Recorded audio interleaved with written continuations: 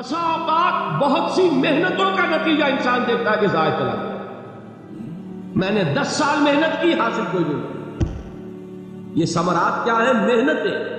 محنتوں کے ثمرات کا ضیاع۔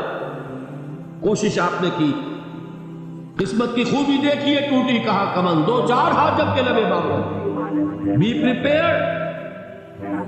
ایک شاعر کے یہ اشعار ہیں، وہ کمیونسٹ تھا، میں نام بھی نہیں لیتا، لیکن یہ کہ یہ اسی انقلابی، چونکہ ان کا بھی ایک انقلابی نظریہ ہے، انقلابی عمل میں یہ سارے مراحل آتے ہیں۔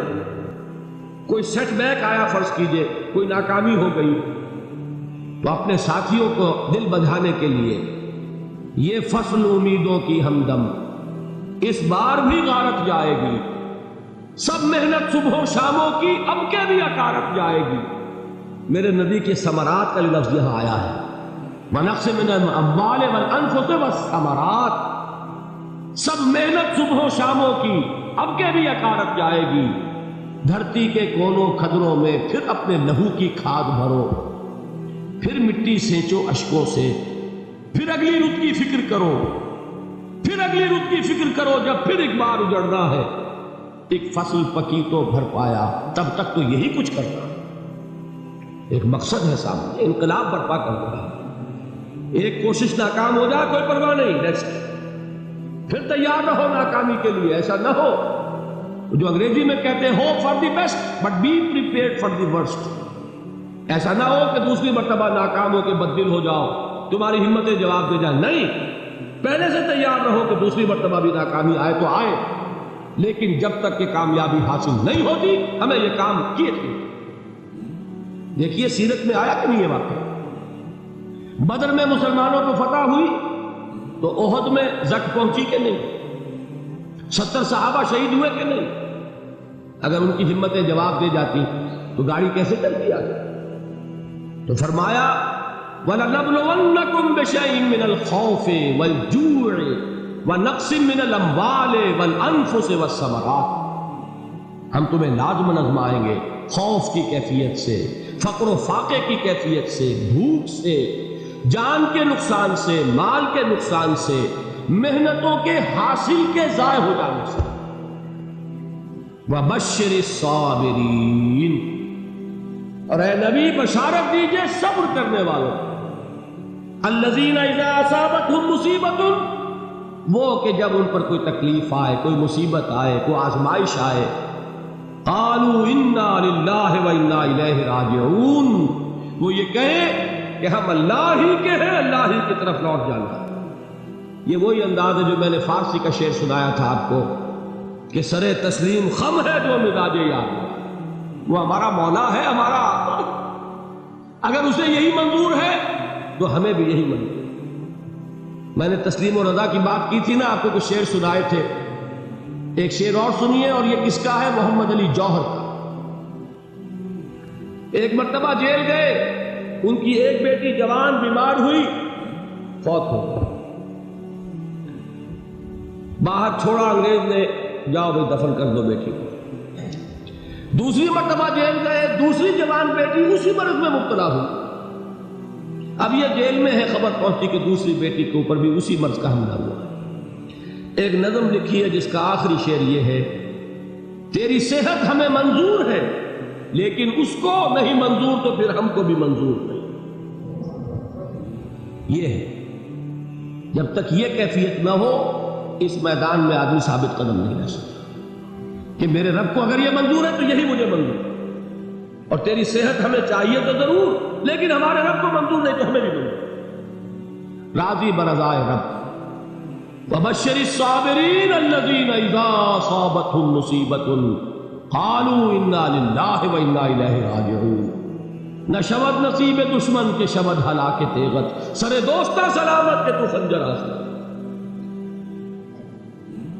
أُولَئِكَ عَلَيْهِمْ صَلَوَاتٌ مِّن رَّبِّهِمْ وَرَحْمَةٌ، یہی ہے وہ لوگ جن پر ان کے رب کی طرف سے عنایتیں ہیں اور رحمتیں ہیں۔ وَأُولَئِكَ هُمُ الْمُهْتَدُونَ، اور یہی ہے وہ لوگ جو کامیاب ہونے والے، ہدایت پانے والے، ہدایت یافتہ۔ اسی سورہ بقرہ میں ذرا آگے چل کر، یہ تو ہے 20واں رکوع، 19واں رکوع، 21ویں رکوع کی پہلی آیت ہے لیس البر ان تولوا وجوہکم قبل المشرق والمغرب ولكن البر من آمن بالله واليوم الآخر والملائکۃ والکتاب والنبیین وآتى المال على حبه ذوي القربى واليتامى والمساكين وابن السبيل والسائلين وفي الرقاب وأقام الصلاة وآتى الزكاة والموفون بعهدهم إذا عاهدوا والصابرين في البأساء والضراء وحين البأس۔ اب یہ آیت جو ہے سورۃ العصر میں جو مضامین آئے تھے سارے اس میں موجود ہیں۔ وہاں ایمان کا لفظ آیا، یہاں 5 ایمانیات کی تفصیل آ گئی، اعمال کی تفصیل آئی، اور آخری بات وہاں کیا ہے وتواصوا بالصبر، اور یہاں کیا ہے والصابرین فی البأساء والضراء وحین البأس، اور صبر کرنے والے، اصل نیکی ان کی ہے جو صبر کرے، کس میں؟ جنگ کے وقت، ضرائے، بأسائے، بأسا کہتے ہیں فقر اور فاقہ، واحد آئے گا باس تو اس کے معنی جنگ، اور بأسا جمع میں آئے گا تو فاقہ، فقر، بھوک، اور ذرائے جسمانی تکلیف، ضرر، جسمانی تکلیفوں میں صبر کرنے والے، فقر اور فاقے میں صبر کرنے والے، اور جنگ کے وقت صبر کرنے والے، اولئک الذین صدقوا واولئک هم المتقون، یہ ہیں وہ لوگ جو صبر کرنے والے ہیں، یہ ہیں جو سچے ہیں، جو اپنے دعوے میں نیکی کے اور ایمان کے ثابت ہیں، اور یہی وہ لوگ ہیں جو متقی ہیں۔ اگلی سورت ہے سورہ آل عمران، اس میں 2 لفظ آئے ہیں، آخری آیت یا ایھا الذین آمنوا اصبروا وصابروا ورابطوا واتقوا اللہ لعلکم تفلحون۔ دیکھیے یہاں صبر اور صابر جو تعلق جہد اور جہاد کا ہے وہی ہے صبر اور مصابرت۔ صبر ایک طرفہ عمل ہے، آپ جھیل رہے ہیں، برداشت کر رہے ہیں، صبر علی المعصیہ، صبر علی الطاعہ، صبر علی الابتلاء، یہ سب کیا ہے؟ صبر۔ اور مصابرت کیا ہے؟ صبر کا صبر سے مقابلہ۔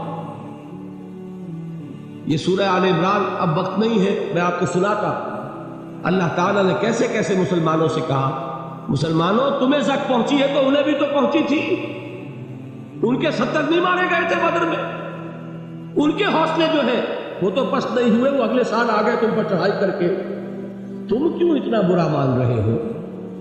تمہارے دل اتنے زخمی کیوں ہو گئے؟ تمہیں تکلیف پہنچتی ہے تو انہیں بھی پہنچتی ہے۔ اپنی غیرت جو ہے ہمیں ذرا اس کا جائزہ لینا چاہیے۔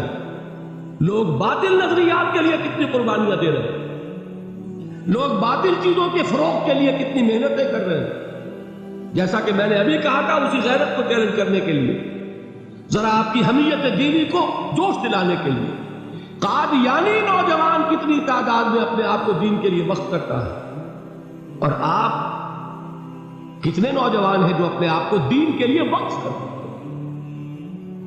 اور ہوں وہ کھاتے پیتے گھرانوں کے لوگ۔ یہ نہیں ہے کہ اگر کوئی اور کام نہیں کر سکتا تو پھر یہ ہے کہ وہ دین کے کام میں لگ جائے۔ باصلاحیت لوگ، کھاتے پیتے لوگ، ذہنی استعداد رکھنے والے لوگ، اونچے گھرانوں کے لوگ، وہ وقت کریں اپنے آپ کو دین کے لیے، اس کے بغیر کیسے باہر آ جائے گی، کیسے رونق آ جائے گی؟ تو دنیا میں باطل نظریات والے جو ہیں، یہ بات کہی گئی ہے مسلمانوں، تم اگر توحید کے لیے لڑ رہے ہو، دیکھتے نہیں ابو جہل کو، اس نے گردن کٹوائی ہے شرک کے لیے، شرک کے لیے گردن کٹوائے، اور تم توحید کے لیے گردن کٹوانے کو تیار ہو؟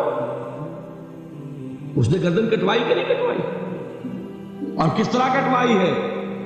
کیونکہ بڑا متکبر قسم کا، فرعون قسم کا شخص تھا، جب گردن کاٹنے لگے تو کہتا ہے ذرا نیچے سے کاٹنا، تاکہ جب تم نیزے کے اوپر چڑھاؤ میرے سر کو تو اونچا نظر آئے، معلوم ہو سردار کا سر۔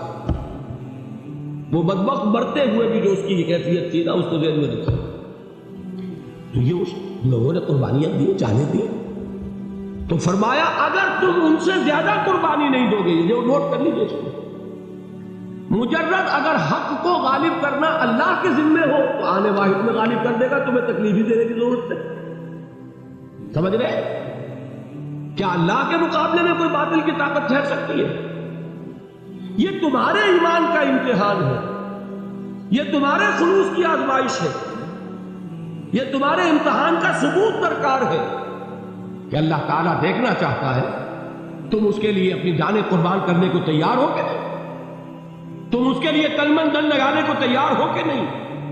اور یہ جان لو کہ اگر کفار اور مشرکین اور ملحدین اور باطل نظریات والے وہ جو کچھ قربانیاں اپنے باطل نظریات کے لیے دے رہے ہیں ان سے زیادہ اگر تم نہیں دو گے تو حق غالب نہیں ہوگا۔ انہوں نے جو صبر کیا ہے اپنے باطل نظریات پر، اگر تم اس سے زیادہ صبر کا ثبوت نہیں دو گے اپنے اس حق پر تو حق غالب نہیں ہوگا۔